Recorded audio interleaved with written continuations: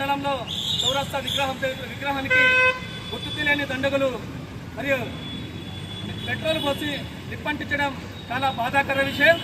మరియు ఇలాంటి సంఘటనలను పునరావృతం కాకుండా మరి కూటమి ప్రభుత్వం చర్యలు తీసుకోవాలి.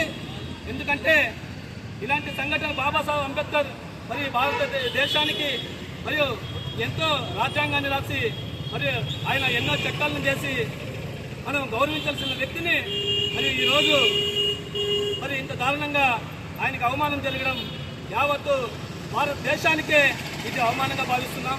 ఒక దళితులకే కాదు, ఆయన బాబాసాహెబ్ అంబేద్కర్ ఈ దేశానికే నాయకుడు, ఈ దేశానికి రాజ్యాంగాన్ని రాసి ఈ దేశ నాయకుడిగా మహోన్నతమైనటువంటి వ్యక్తికి ఇలాంటి దురదృష్టకర సంఘటన జరగడం నిజంగా బాధాకర విషయం.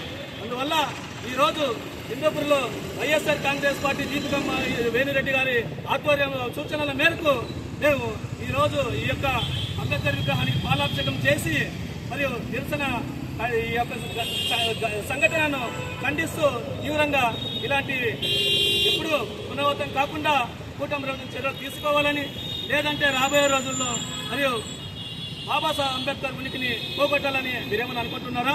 బాబాసాహెబ్ అంబేద్కర్ గారిని వైఎస్ జగన్మోహన్ రెడ్డి గారు మరియు ముఖ్యమంత్రిగా ఉన్నప్పుడు 125 అడుగుల విగ్రహాన్ని మరియు నడి బొడ్డున విజయవాడలో మరియు స్థాపిస్తే మరియు అలాంటి జగన్మోహన్ రెడ్డి గారు గౌరవించి అంబేద్కర్ గారిని అటువంటి మహోన్నతమైన వ్యక్తి బాబాసాహెబ్ అంబేద్కర్ ఆశయాలను కొనసాగిస్తున్నటువంటి ముఖ్యమంత్రి జగన్మోహన్ రెడ్డి గారు ఆ యొక్క కీర్తి ఆయనకే దక్కింది.